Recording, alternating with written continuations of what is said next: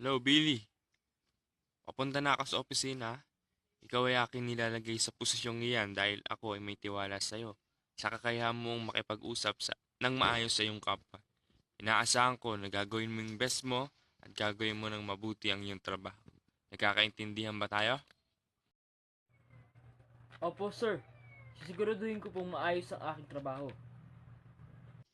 Mabuti naman kung ganun. O sige, ikaw muna ang bahala dyan sa opisina. Good luck and God bless. Sige po, sir. Maraming salamat po.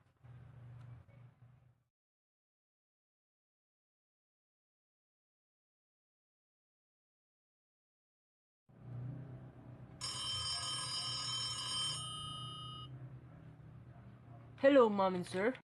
PLDT, ano ba tong internet nyo? Putang, napakabagal. Bayad naman kami ng tama, pero bakit ganito ang serbisyo nyo sa amin? Mga wala kayong kwenta. Aba naman, sir. Kung makapagsalita kayo, akala nyo pinapakain nyo ako ah. Una sa lahat, hindi ko problema kung mabagal ang internet dyan sa inyo. At pangalawa, wala kayong karapatan para kausapin ako ng ganyan. Bastos ka, makakarating to sa boss mo, ayop ka. Bastos ka rin. Eh di sumbong mo. Samahan pa kita eh. Bullshit ka ah.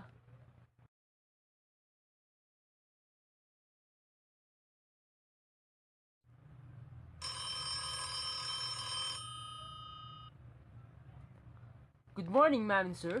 Thank you for calling PLDT. How may I help you?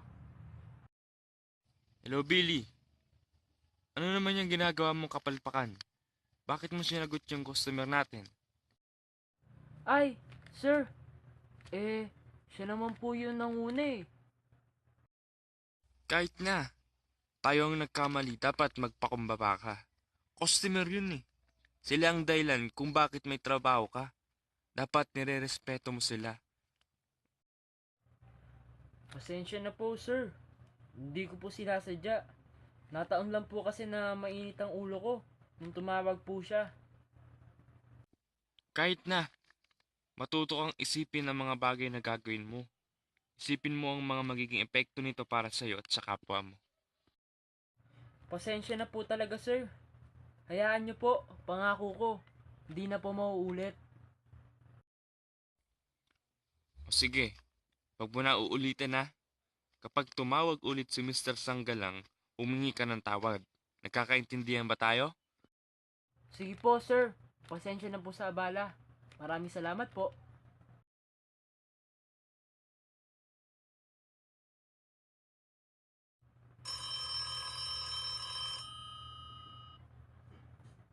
Good morning, ma'am and sir. Thank you for calling PLDT. How may I help you? Rodriguez, Ay, sir. Pasensya na po sa mga nasabi ko kanina.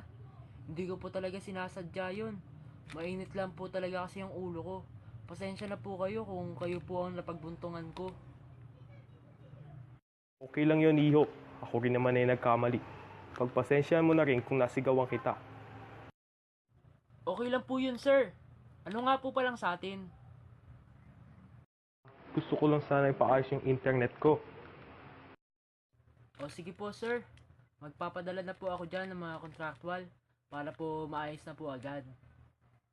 Sige, maraming salamat. Sige po, sir. Maraming salamat din po.